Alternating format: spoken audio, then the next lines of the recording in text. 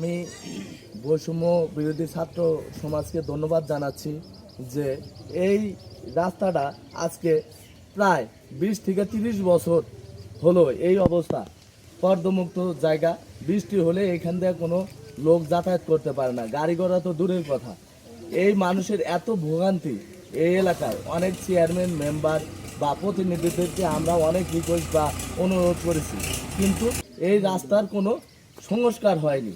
আজকে বৈষম্য বিরোধী ছাত্র আন্দোলন, ছাত্র সমাজ এবং এলাকার জনগণ মিলে আজকে যে কাজটা শুরু করেছে এর জন্য ছাত্র সমাজকে ধন্যবাদ জানাই, এলাকার জনগণকে ধন্যবাদ জানাই।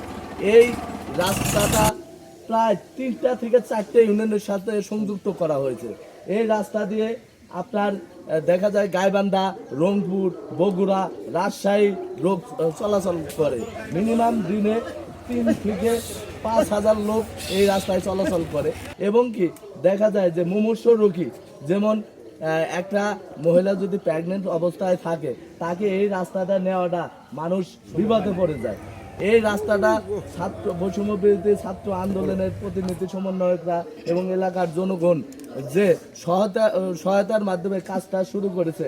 আমি অনুরোধ করব এলাকার গণ্যমান্য ব্যক্তিবর্গ যারা আছেন, ধন্যাঢ্য ব্যক্তি যারা আছেন, প্রতিষ্ঠানের প্রতিনিধি যারা আছেন, তাদেরকে অনুরোধ করব এই ছাত্র সমাজকে সার্বিকভাবে সহযোগিতা করার জন্য।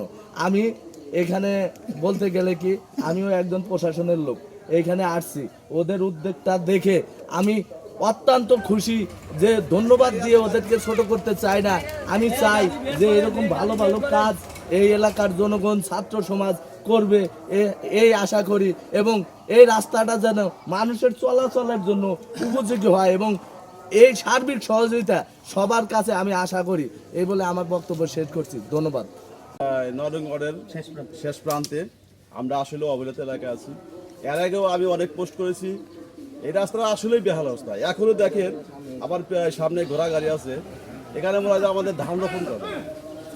আর যাই হোক, আমাদের এলাকার যে ছাত্র সমাজ যে উদ্যোগ নিয়েছে তাদেরকে ধন্যবাদ দিয়ে আমি ছোট করতে চাচ্ছি না। এবং কি তা তো আসলে আর্থিক সহায়তা স্কুল প্রতিষ্ঠান বা আমাদের বা সবারই কাম্য।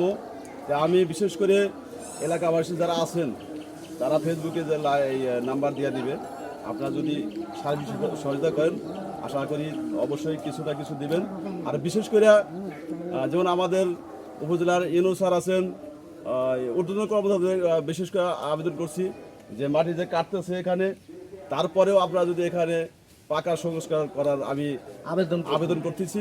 বাংলাদেশ সেনাবাহিনীকেও আবেদন করতেছি, যদি আমাদের দেওয়ানগঞ্জ বক্সিগঞ্জ থানার সেনাবাহিনী থেকে থাকেন অবশ্যই আপনারা, আমার মনে হয় এখানে এসে দেখা গেলে, এই ছাত্রদের উদ্যোগে দেখা গেলে আমি আমার পক্ষ থেকে বা ছাত্রদের থেকে আমি খুশি হইতাম, আন্তরিকভাবে ধন্যবাদ জ্ঞাপন করতাম।